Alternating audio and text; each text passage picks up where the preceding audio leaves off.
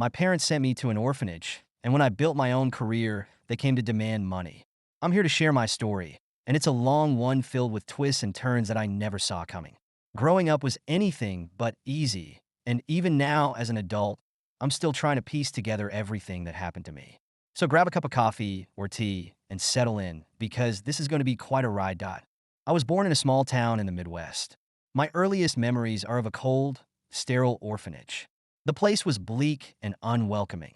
The kind of place where the walls seemed to absorb the screams and cries of children rather than reflect them. I was one of those kids, always crying, always scared. My name is Jake, by the way, Jake Harper. I was abandoned at birth, left on the steps of a hospital with nothing but a blanket and a note saying my name. The orphanage was a harsh environment. The other kids weren't exactly friendly, and the caregivers were more like wardens than nurturing figures. I quickly learned that showing any sign of weakness was a mistake. The older kids would pounce on it, bullying and tormenting those who couldn't defend themselves. I was small for my age and an easy target. They'd push me around, call me names, and sometimes even take my food. The adults didn't care about them. We were just a bunch of unwanted children, and our suffering was none of their concern. When I was 8, I was finally adopted by a couple who at first seemed like a beacon of hope. The Harpers were an older couple unable to have children of their own. When they first visited the orphanage, they seemed kind, showering me with attention and promises of a better life. I remember clinging to those promises, hoping that my days of being tormented were over. But once I moved into their home, the facade quickly faded. The Harpers were strict, cold, and distant. They'd adopted me not out of love or compassion, but because they needed someone to take care of their large, old house and garden. They made it clear that I was there to work, not to be part of their family. If I ever stepped out of line, the punishments were severe. Missed a spot while cleaning meant no dinner for me. Forgetting to water the plants resulted in being locked in my room for the night. School wasn't any better. The kids at school seemed to sense that I was different, that I didn't have a loving family to go home to. They bullied me relentlessly. They'd knock my books out of my hands, make fun of my worn-out clothes, and call me names. I tried to ignore them and focus on my studies, but it was hard. The teachers, much like the caregivers at the orphanage, didn't seem to care. To them, I was just another troubled kid from a broken home. Despite everything, I managed to do well academically. Books became my escape, my sanctuary from the harsh realities of my life. I would spend hours in the library, reading about far-off places and people who overcame insurmountable odds. I dreamed of one day escaping my situation, going to college, and making a better life for myself. When I finally graduated high school, I was accepted into a state university on a scholarship. It felt like a fresh start, a chance to leave behind the pain and suffering of my past. But university life was a different kind of challenge. I was on my own for the first time, without any support system. I had to work multiple part-time jobs to make ends meet, all while keeping up with my studies. My freshman year was a blur of exhaustion and stress. I barely slept, constantly juggling work and school. I tried to make friends, but it was hard to connect with people when I was always so tired and worried about money. I felt like an outsider, just like I had in high school. One of the part-time jobs I took was at a local diner. It wasn't glamorous, but it paid the bills. The owner, Mr. Thompson, was a gruff but kind man. He knew I was struggling and often let me take home leftovers. I was grateful for his kindness, but the other staff members weren't so understanding. They saw me as competition for hours and tips and often made my shifts difficult. Then there was Sarah. She was a junior and one of the few people who tried to befriend me. We met in the library, both reaching for the same book. She laughed, a light, melodic sound that made me smile despite myself. We started studying together, and for a while things seemed to be looking up, but life is a way of throwing curveballs. One night, while walking back to my dorm from the diner, I was mugged. A group of guys cornered me, demanding my wallet. When I hesitated, one of them pulled a knife. I handed over what little money I had, and they ran off, leaving me shaken and bruised. I reported it to the campus police, but nothing ever came of it. It was just another reminder that I was on my own. Sarah tried to help me, but there was only so much she could do. I didn't want to burden her with my problems. She had her own life, her own struggles. I didn't want to be just another thing she had to worry about. So I put up walls, pushing her away even as I longed for her companionship. As the semesters went by, things went from bad to worse. My grades started to slip, and I found it harder and harder to keep up with my coursework. The constant stress and lack of sleep were taking their toll. I felt like I was drowning, and there was no one to throw me a lifeline. One particularly rough night, after a long shift at the diner and an even longer study session, I collapsed in my dorm room. I woke up in the hospital, surrounded by beeping machines and sterile white walls.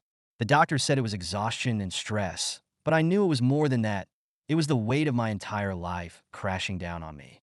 Sarah visited me in the hospital, her eyes filled with worry. She held my hand and told me everything would be okay, but I couldn't believe her.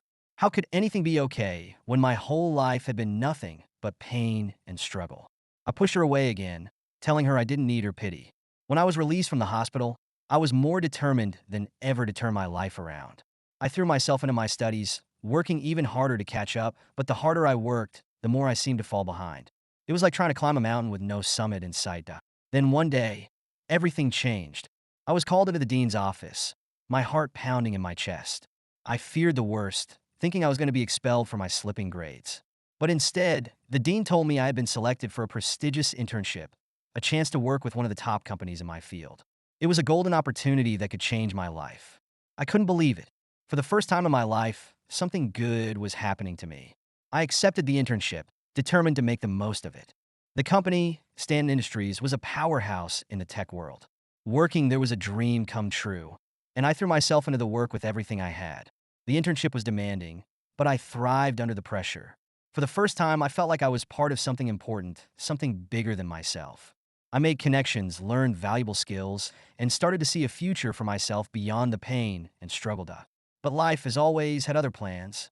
One day, while working late on a project, I received a call from Sarah. She was crying, her voice barely recognizable. She told me she had been in an accident and needed my help. I rushed to the hospital, my heart in my throat. Sarah was in bad shape. She had been hit by a drunk driver and had suffered multiple injuries. Seeing her like that, so vulnerable and in pain, broke something inside me. All the walls I had built came crashing down, and I realized how much I cared for her. I spent every moment I could by her side, helping her through her recovery. It was a long, painful process, but Sarah was strong. She fought through the pain and slowly started to heal.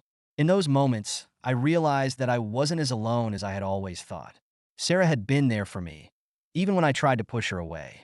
As Sarah healed, our bond grew stronger. We became inseparable, and for the first time in my life, I felt truly happy. The internship was going well, and my grades had improved. It seemed like everything was finally falling into place. But then the unthinkable happened. One night, while working late at Stanton Industries, I discovered something that would change everything. I stumbled upon documents that revealed the company was involved in illegal activities. They were cutting corners, putting people's lives at risk to save money. I didn't know what to do. I was just an intern, but I couldn't ignore what I had found. I gathered as much evidence as I could and went to the authorities. It was a risky move, but I couldn't live with myself if I did nothing. The fallout was immediate. The company tried to discredit me, painting me as a disgruntled employee trying to stir up trouble, but the evidence was undeniable. Eventually, the truth came out. Stanton Industries faced massive fines, and several top executives were arrested. I lost my internship and any chance of working in the tech industry again, but I knew I had done the right thing. Sarah stood by me through it all, and together we faced the uncertainty of the future. We graduated college, and despite the challenges, I managed to find a job in a smaller tech firm. It wasn't as prestigious as Stanton Industries, but it was honest work. Sarah and I moved in together, and for the first time in my life, I felt like I had a real home. Life wasn't perfect, but it was good. We had each other, and that was enough. The past still haunted me, but I was learning to let go and focus on the present and the future. Sarah and I talked about starting a family, building a life together. It seemed like all the pain and struggle had finally led me to a place of peace. But life, as always, had one more twist in store.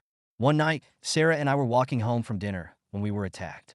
A group of men jumped us, demanding our money. When I resisted, one of them pulled out a gun. There was a struggle, a flash, and then pain like I had never known. I woke up in the hospital, the familiar sterile white walls surrounding me. Sarah was there, holding my hand, tears streaming down her face. I had been shot, but I would survive. The men were caught, and justice was served, but the incident left a mark on me, a reminder that life is fragile and unpredictable. Thanks for all the support and kind words after my last post. It means a lot to me that so many people took the time to read my story and share their thoughts. I'm back with more updates, and as usual, life has continued to be anything but straightforward. Let me pick up where I left off after that harrowing incident where Sarah and I were attacked. Life began to slowly piece itself back together. Recovery was slow and painful, but Sarah was my rock through it all. Her strength gave me the will to keep pushing forward. It was in those trying times that I realized just how much she meant to me. She wasn't just my girlfriend. She was my partner, my confidant, my everything. We started to go out on dates again, savoring the little moments of joy that life offered. We would take long walks in the park, visit museums, and sometimes just sit in a cozy cafe, talking about our dreams and plans for the future. Every day with Sarah felt like a gift, a reminder that even after the darkest storms, there could be beautiful, clear skies. As I healed both physically and emotionally, I decided it was time to take a big step. On a crisp autumn evening, under a canopy of golden leaves, I proposed to Sarah. Her eyes filled with tears of joy as she said yes. And in that moment, all the pain and hardship of the past seemed to melt away. We were engaged, and nothing else mattered. The months leading up to our wedding were a whirlwind of planning and excitement. We decided to keep things simple, a small ceremony with close friends and family. It was the happiest day of my life. Standing there with Sarah, promising to love and cherish her for the rest of my days. We danced, laughed, and celebrated late into the night, surrounded by people who genuinely cared about us. Our honeymoon was a blissful escape from reality. We traveled to Italy, exploring the ancient streets of Rome, the romantic canals of Venice, and the breathtaking cliffs of the Amalfi Coast. It was a dream come true, and for the first time in my life, I felt like I was living a fairy tale. But as life often does, it wasn't long before reality came crashing back in. When we returned home, I received a call from an old friend from college, Mark.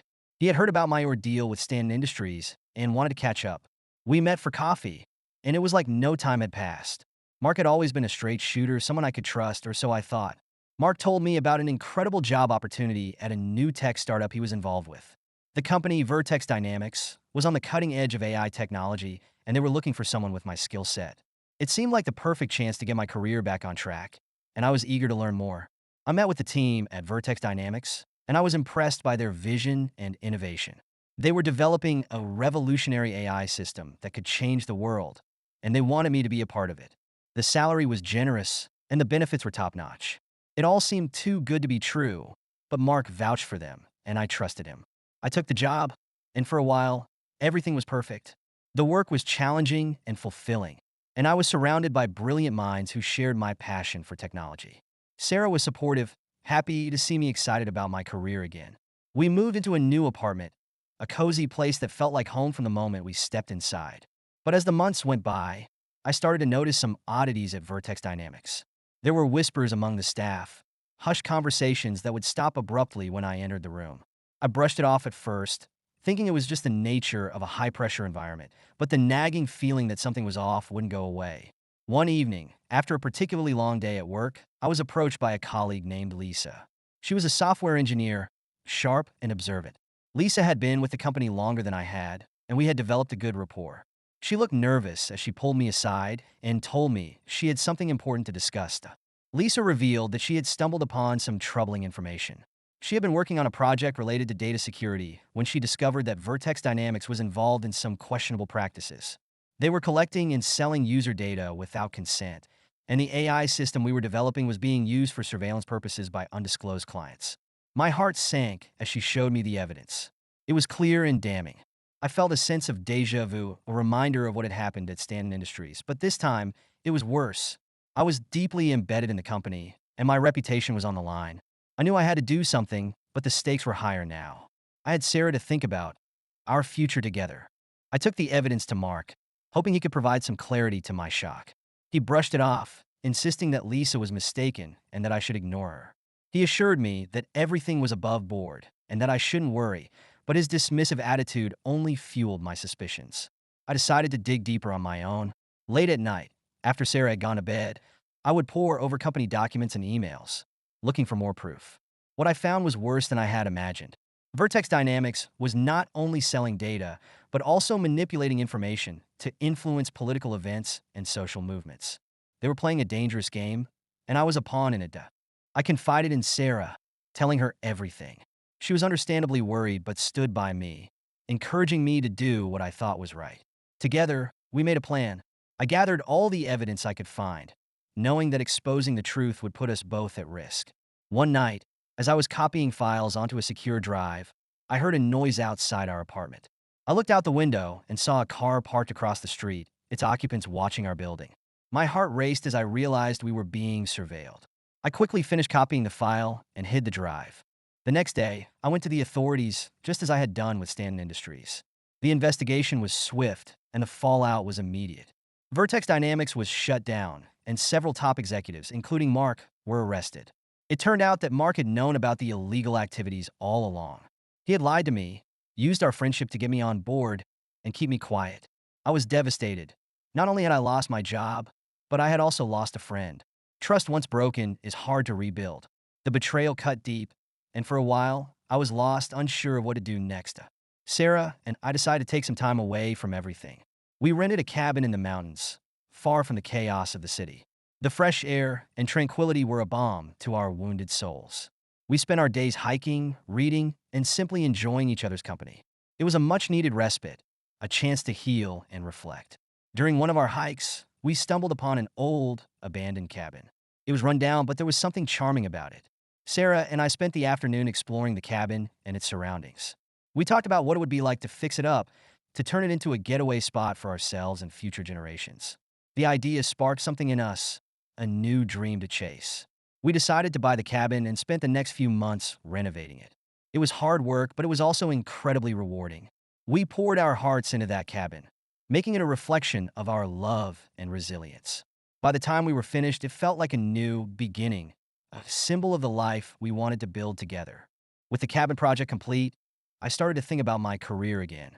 I knew I wanted to stay in the tech industry, but I was wary of big corporations. I wanted to do something meaningful, something that would make a positive impact. After much thought and discussion with Sarah, I decided to start my own company, a tech firm focused on ethical AI development. It was a daunting task, but I was determined. I reached out to former colleagues and mentors, gathering a team of like-minded individuals who shared my vision. We started small, working out of a shared office space, but the passion and dedication of my team were palpable. We were united by a common goal: to create technology that would benefit society without compromising on ethics. The early days of the company were challenging. We faced numerous obstacles, from securing funding to developing our first product, but slowly, things began to fall into place. We launched our first ad-driven platform, designed to help nonprofits and social enterprises optimize their operations. The response was overwhelmingly positive, and our client base grew steadily. As the company flourished, so did my relationship with Sarah. We faced many challenges together, but each one only made us stronger. We celebrated our successes and supported each other through the tough times. Sarah became my partner in every sense of the word, helping with the business and always offering a shoulder to lean on. One day, while going through some old files, I stumbled upon an email from someone I hadn't heard from in years: my adoptive parents, the Harpers. They had found out about my company and wanted to reconnect. I was taken aback. After everything they had put me through, I wasn't sure I wanted to reopen that chapter of my life. But Sarah encouraged me to hear them out, to see if they had changed. I agreed to meet them cautiously, hopeful. When we sat down together, I could see the years had softened them. They apologized for the way they had treated me, admitting they had been wrong. They wanted to make amends, to be a part of my life again. It was a difficult decision, but I chose to give them a chance. People can change, and I was willing to see if they truly had. Reconnecting with my adoptive parents was a slow process. There were years of hurt and mistrust to overcome, but gradually, we began to rebuild our relationship. They were supportive of my company and genuinely interested in my life. It wasn't easy, but it felt good to let go of some of the anger I had been carrying for so long. As life continued to move forward, Sarah and I faced another unexpected challenge. We had been trying to start a family, but after several months with no success, we decided to see a specialist. The news was heartbreaking. We had fertility issues, and our chances of conceiving naturally were slim. The news hit us hard, but we were determined not to let it define us. We explored various options, from fertility treatments to adoption. It was a roller coaster of emotions, but through it all, we had each other. Eventually, we decided to adopt, wanting to give a child a loving home, just as I had once hoped for. The adoption process was long and arduous, filled with paperwork, interviews, and waiting, but finally, we were matched with a beautiful baby girl. Holding her in my arms for the first time was a moment I'll never forget. It was like all the pain and struggle had led to this one perfect moment. We named her Grace, and she became the light of our lives. Parenthood was a new adventure, filled with sleepless nights and endless joy. Watching Grace grow and discover the world was a reminder of the resilience of the human spirit. No matter how difficult the journey, there is always hope, always a chance for happiness. I'm back again with another update on my life. Thank you all for your continued support and encouragement. It's been a wild ride, and it seems like the twists and turns just keep coming. What I'm about to share has been one of the most harrowing experiences of my life, but it also showed me just how strong I can be. So let's dive in. Life had settled into a new rhythm. Sarah and I were happy raising our beautiful daughter Grace, and my tech firm was thriving. It felt like we had finally found our stride, the elusive balance between work, family, and personal fulfillment. But as fate would have it, peace is often temporary. It all started with a phone call from a number I didn't recognize. I usually ignore unknown numbers, but something compelled me to pick up. On the other end was a voice I hadn't heard in decades, my biological mother, Eleanor. The shock was so intense I almost dropped the phone. She sounded hesitant, almost timid, but there was a sharp edge to her voice that I couldn't ignore. Eleanor explained that she had found me through some mutual acquaintances and wanted to meet and talk about important family matters. Against my better judgment, I agreed. A part of me was curious, desperate even, to understand why she had abandoned me all those years ago.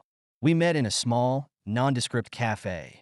Eleanor was a shadow of the woman I remembered, her face lined with years of hardship and regret. She wasn't alone. My biological father, Martin, was with her. He looked just as worn down, but his eyes held a coldness that sent a shiver down my spine. The meeting started with pleasantries, but it quickly became clear they had an agenda. Eleanor and Martin had fallen on hard times. They were in debt and struggling to make ends meet. They hinted, not so subtly, that since I was now successful, it was my duty to help them out. The conversation made my skin crawl. They had abandoned me, and now they were back, demanding money as if they were entitled to it. I left the cafe feeling a mixture of anger and sadness. Sarah was waiting for me at home, and when I told her about the meeting, she was furious. She couldn't believe their audacity, and honestly, neither could I. We decided to ignore them, hoping they would go away, but they didn't. Over the next few weeks, Eleanor and Martin's calls and messages became more frequent and more desperate. When it became clear that I wasn't going to hand over any money, their tone shifted from pleading to threatening. They said they knew things about me, things that could ruin my reputation and my business. It was blackmail, plain and simple. I refused to give in to their demands, but the stress was taking its toll. Sarah and I were constantly on edge, and it was affecting